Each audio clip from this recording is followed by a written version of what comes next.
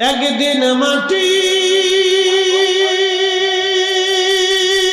ভিতরে হবে ঘর রে মন আমার,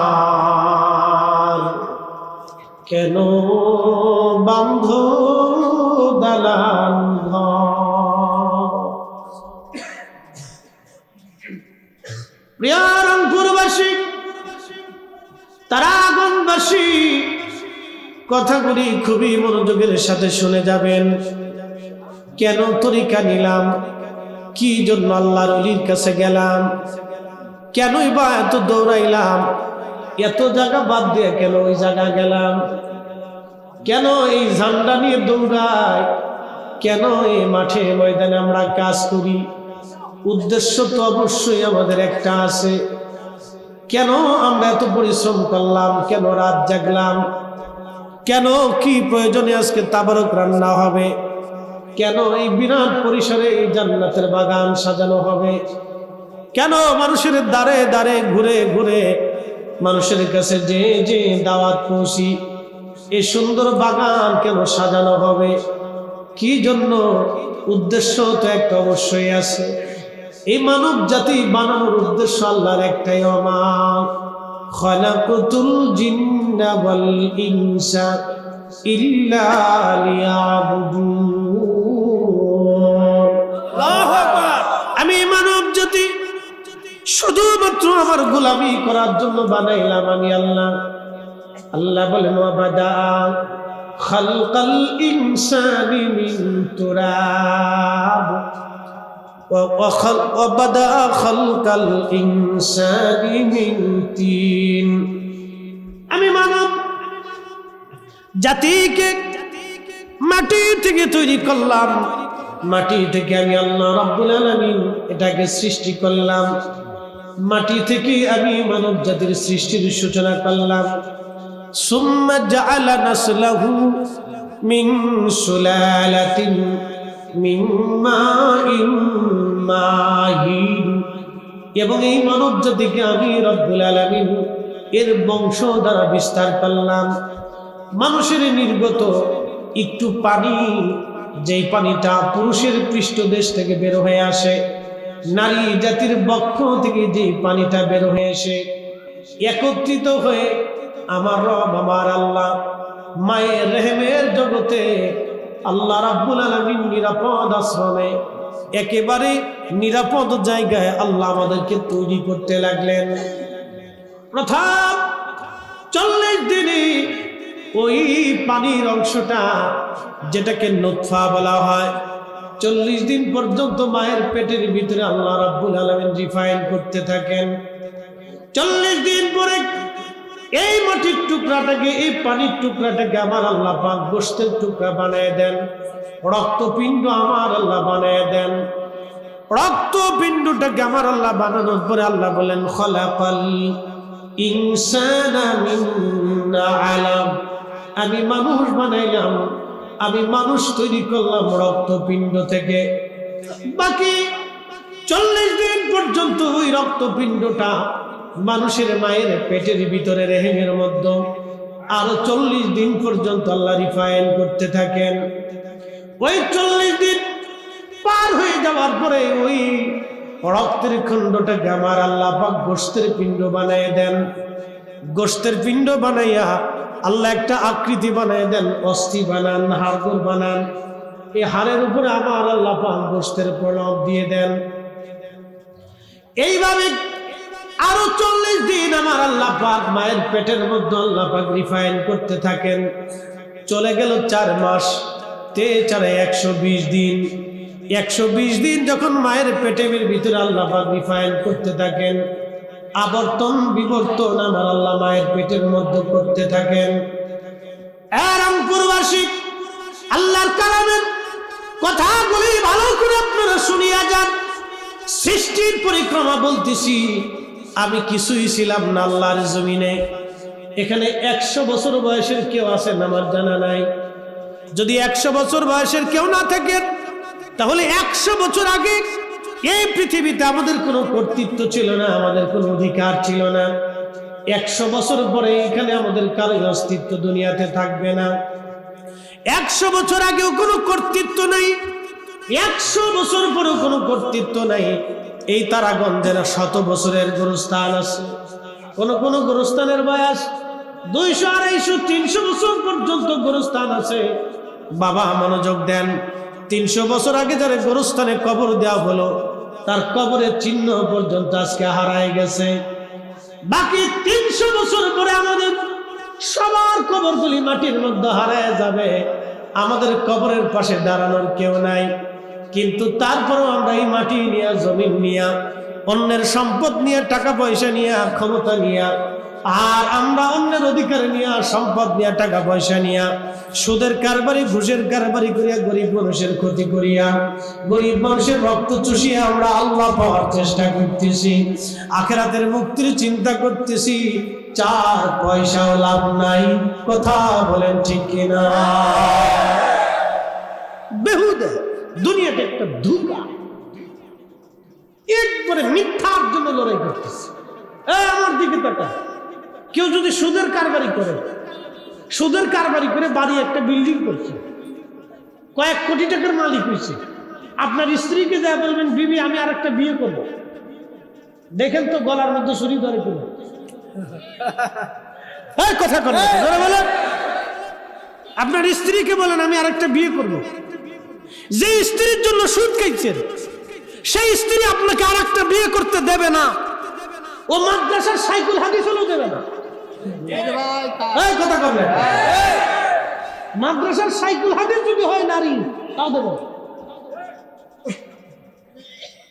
যেই সন্তানদের জন্য আপনি ঘুষ খাইছেন, অন্যায় করছেন, মানুষের হাত নষ্ট করেছেন, আপনার বৃদ্ধকালে আপনার স্ত্রী যদি মারা যায়, ছেলে মেয়েদেরকে যদি বলেন বেটা আমার বিয়ে করার দরকার, আমার একটা বিয়ে করে দাও, ওই ছেলেই আপনার গলার মধ্যে ছুরি ধরবে। কথা বলেন, জোরে বলেন।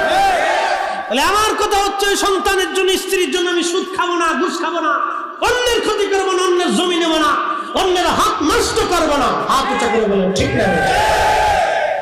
আল্লাহ কবুল করুক, সকলে বলেন আমিন।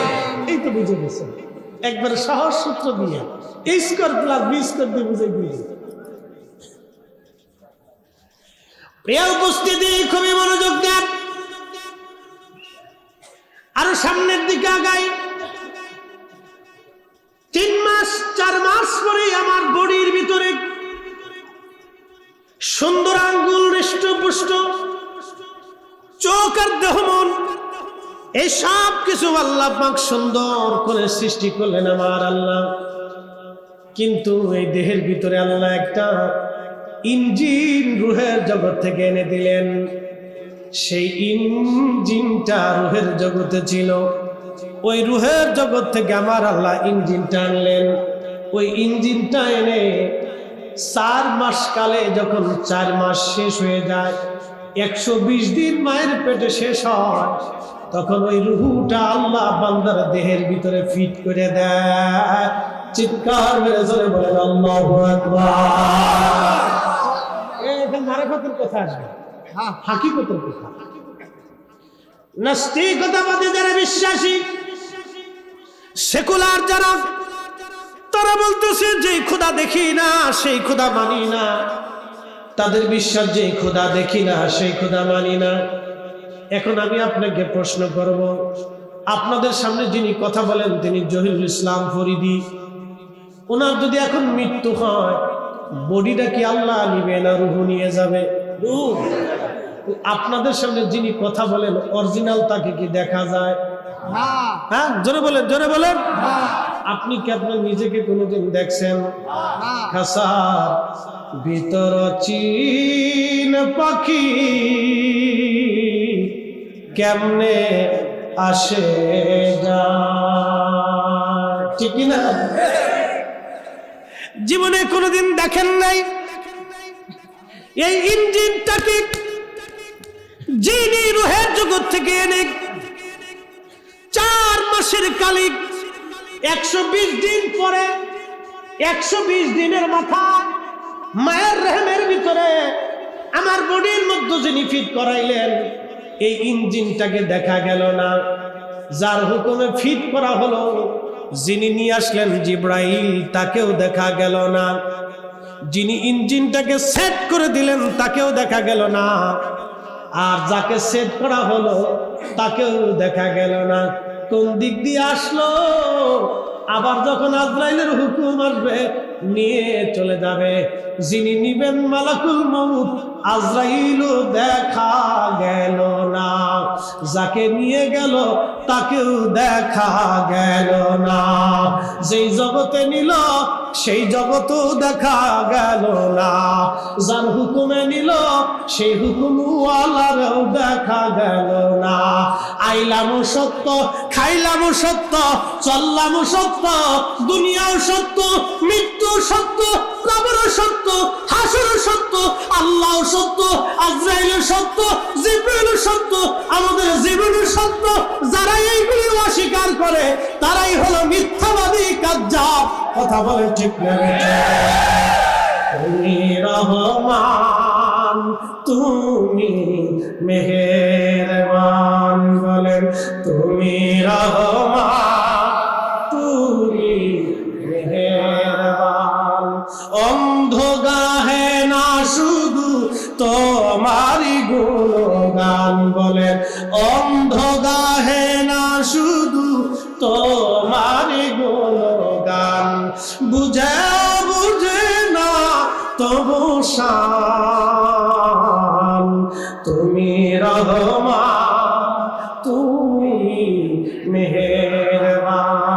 আল্লাহুম্মা সাল্লি আলা, আজান খুলে আল্লাহু আকবার। ওয়া আলা আলি সাইয়্যিদিনা